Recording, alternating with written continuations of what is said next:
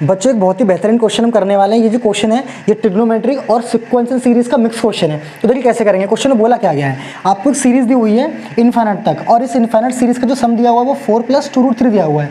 तो यहाँ से आपको x की वैल्यू कैलकुलेट करनी है। जरा ध्यान से देखिए, अगर ध्यान से देखें तो ये सीरीज़ क्या है, ये सीरीज़ जीपी है।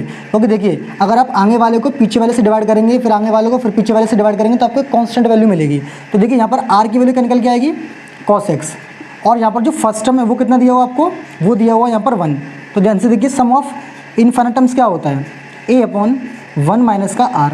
अब देखिए सम ऑफ इनफाइनाइट टर्म्स कितना दिया हुआ हमें, 4 + 2√3 = a कितना है 1 और 1 माइनस r कितना है cos x। अब ज़रा ध्यान से देखिए, मैं यहाँ से 2 कॉमन ले लेता हूँ तो कितना बचेगा यहाँ पर 2 + √3 = 1/1 माइनस cos x।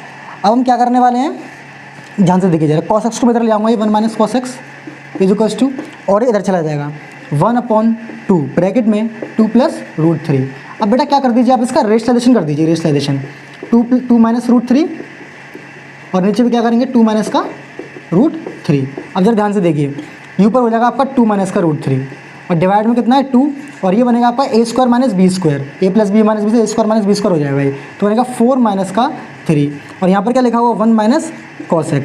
अब देखिए ऊपर बचेगा आपका 2 माइनस √3 और नीचे कितना बचेगा आपका 2 और ये क्या लिखा हुआ 1 माइनस cos x।